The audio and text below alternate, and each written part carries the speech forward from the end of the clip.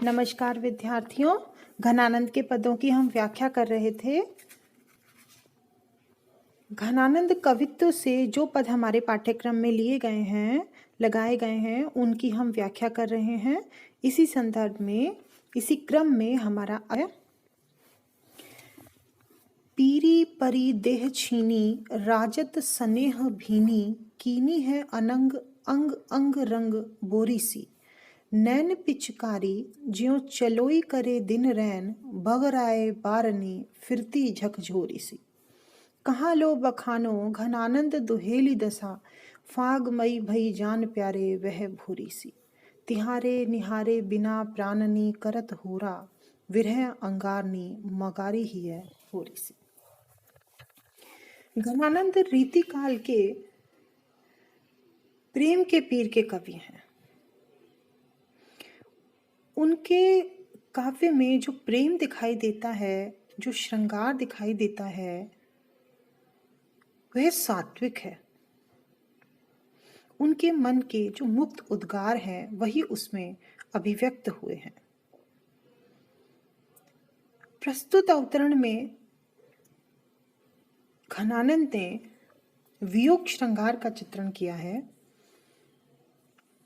नायिका की सखी नायक के पास जाती है और नायक से कहती है कि नायिका की विरह स्थिति बहुत खराब हो रही है, वह कृशकाय हो गई है, और वह उससे निवेदन करती है कि हे नायक, तुम नायिका के पास जाओ, उसे अपने दर्शन दो और उसे जीवंत करो। इसी क्रम में अब हम व्याख्या करते हैं। पीरी परी देह छीनी, राजत स्नेह भीनी। सखी कहती है कि तुम्हारे वियोग के कारण नायिका की जो देह है, शरीर है, वो पीला पड़ गया है। छीनी राजत स्नेह भीनी। छीनी का अर्थ होता है कृशकाय, पतली, कमजोर। और जो स्नेह यानी प्रेम, जो प्रेम से में भीगा हुआ, प्रेम में डूबा हुआ उसका जो शरीर है वो कृशकाय हो गया है। किंतु राजत, राजत यानी शोभायमान, अभी भी वो शोभा को प्राप्त है। अर्थात वो इतनी कृशकाय होकर के भी जो है वो शोभायमान हो रही है। कीनी है अनंग अंग अंग रंग भोरी सी। उसके शरीर को देखकर ऐसा लगता है कि अनंग अर्थात कामदेव, कामदेव ने उसके प्रत्येक अंग में प्रेम भर दिया हो। रंग बोरी सी यानी प्रेम में डुबो दिया हो। नैन पिचकारी ज्यों चलोई करे दिन रैन। नायिका जो है वो दिन रात नायक के वियोग में रोती रहती है, परेशान रहती है, और इसीलिए उसके अविरल अश्रु बहते रहते हैं। उस दृश्य को देख करके ऐसा लगता है जैसे नायिका नैन पिचकारी, अपने नेत्रों से पिचकारी दिन रैन यानी दिन और रात चलाती रहती है। जिस तरह पिचकारी से पानी बहता रहता है, आता रहता है, उसी प्रकार उसके नेत्रों से अश्रु आते रहते हैं। बगराए बारनी फिरती झकझोरी सी। बारनी अर्थात बार, बाल, बगराए फैलाना, और वह हमेशा अपने बालों को फैलाए हुए, बिखराए हुए इधर उधर भटकती रहती है, घूमती रहती है। अर्थात उसे अपनी स्थिति का आभास नहीं है, बस वो आपके प्रेम में ही और उससे जो प्राप्त विरह अग्नि है उसमें वो जलती रहती है। कहाँ लो बखानो घनानंद दुहेलो दशा। घनानंद कहते हैं कि सखी कहती है कि हे नायक, मैं कहाँ तक उसकी दुखी दशा को का बखान करूं, मैं अपने शब्दों से तो उसका बयान ही नहीं कर सकती कि वो कितनी दुखी है, विरह अग्नि में कैसे वो जल रही है, विरह दशा में कितनी व्यथित है। फाग मई भई जान प्यारे वह भोरी सी।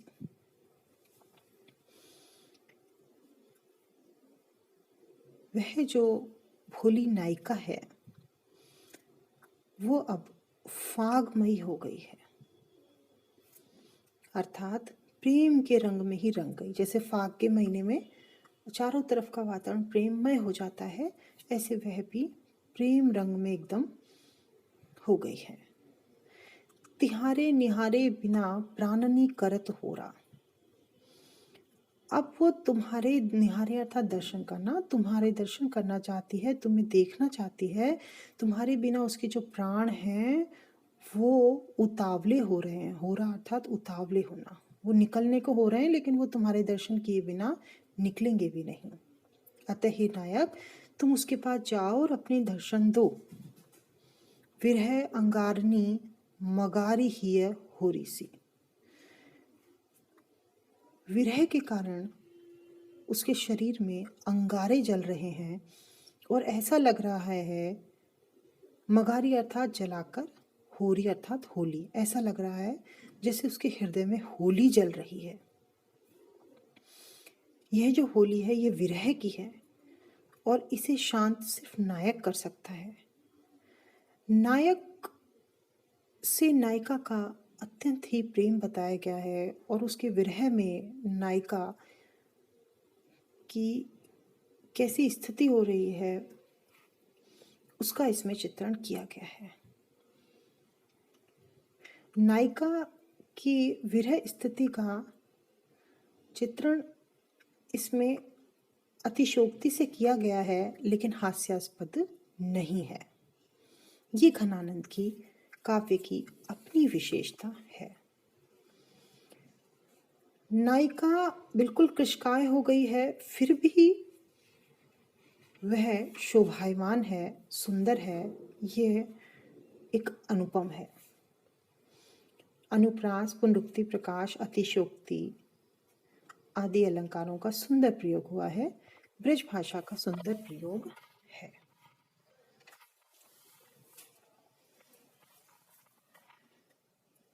अब हम अगले पद पर आते हैं। दसन बसन ओली भरिए रहे गुलाल, हसनी लसनी त्यों कपूर सरस्यो करे, सांसनी सुगंध सौंधे कोरिक समोय धरे, अंग अंग रूप रंग रस बरस्यो करे। जान प्यारी तो आनंद घन हित नित, अमित सुहाग राग फाग दर्स्यो करे। इत पे न बेली लाज अरस्यो करे जू प्यारे, मन फगुआ दे गारी हूँ को तरस्यो करे। प्रस्तुत पद है घनानंद कवित से लिया गया है। जहाँ इससे पहले हमने नायिका के वियोग का चित्रण किया, वियोग श्रृंगार से परिपुष्ट पद का अर्थ किया, उसकी व्याख्या की, वहीं इस पद में घनानंद नायिका की प्रेमपूर्ण चेष्टाओं और उसके सौंदर्य का चित्रण इसमें करते हैं। नायिका की चपलता, चंचलता, इन सब का चित्रण इसमें किया गया है।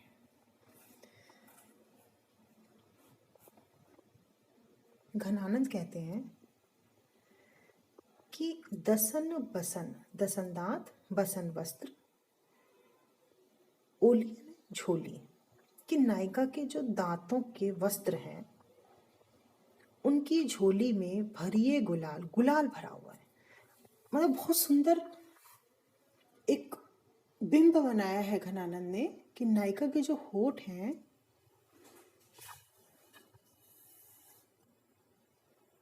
जो उसका मुंह है वो इतना गुलाबी है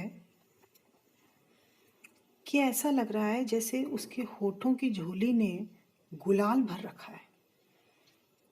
और दांतों के वस्त्र हैं, दांतों के वस्त्रों की झोली में गुलाल भर रखा है।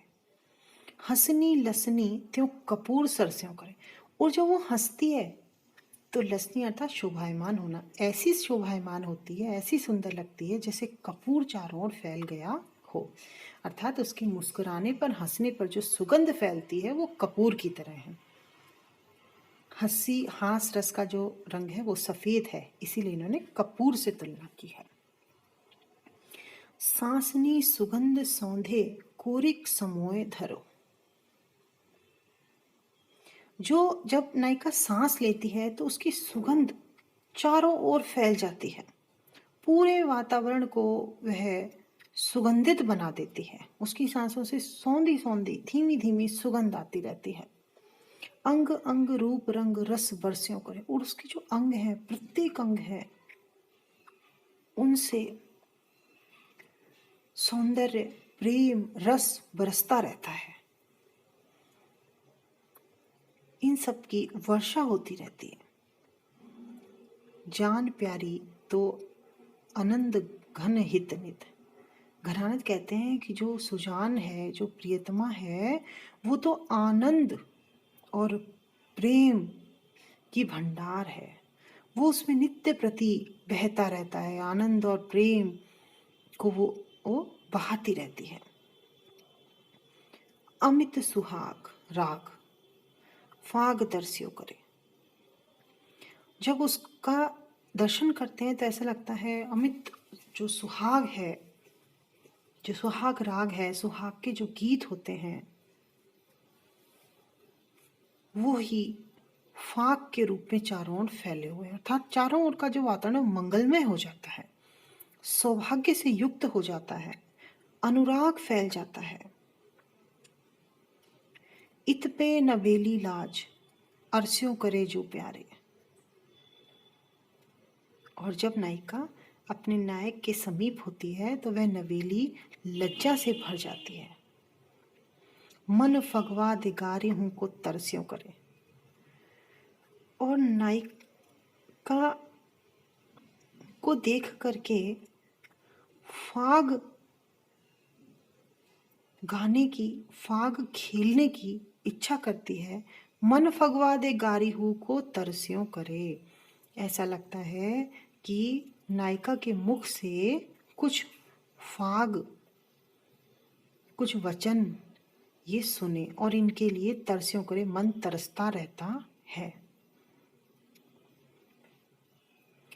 कहने का तात्पर्य ये है कि जब फाग का जो समय होता है तो उसमें जो नई नवेली दुल्हन होती हैं उनको नायक का नाम ले लेकर उनको छेड़ा जाता है। फिर बदले में वो लज्जित हो जाती हैं, उनके मुख पर जो है लाज आ जाती है, वो कुछ कहती हैं। उसी प्रकार से और प्रेममय वातावरण हो जाता है। तो उसी प्रकार से नायिका के मुख से भी इसी तरह का सुनने का, उसके मुख पर वो लाज देखने का अवसर कवि लेना चाहता है। अनुप्रास रूपक अलंकार का सुंदर प्रयोग, ब्रज भाषा का सुंदर प्रयोग इसमें किया गया है। तो हमने आज घनानंद के दो पद पढ़े, एक विरह का पद और एक प्रेम का पद, अर्थात एक संयोग श्रृंगार का और एक वियोग श्रृंगार का। दोनों पद हमने पढ़े और दोनों ही पदों को की व्याख्या करने के बाद, उसका अर्थ करने के बाद हम निष्कर्ष पर पहुंचे कि चाहे वियोग श्रृंगार हो, चाहे संयोग श्रृंगार हो, घनानंद का कवित्व हर चीज में बेजोड़ है। श्रृंगार रस के सम्राट हैं वो। अब हमारा प्रेम की जो पीर, जो स्वच्छंद स्वभाव, जो विरह की व्यंजना घनानंद के काव्य में है, वह बेजोड़ है, उत्कृष्ट है। उनकी कविता का मर्म प्रेम की पीर का अनुभव करने वाला ही समझ सकता है। इन्हें आचार्य बनने की होड़ तो थी ही नहीं, इसीलिए इन्होंने लक्षण ग्रंथ भी नहीं लिखे।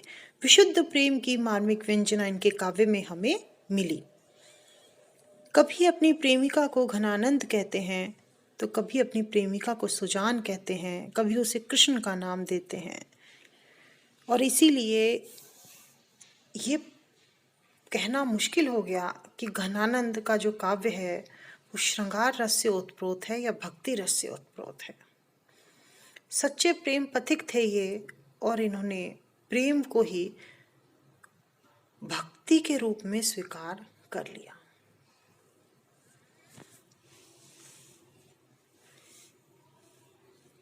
घनानंद वाकई घन के आनंद ही थे। धन्यवाद।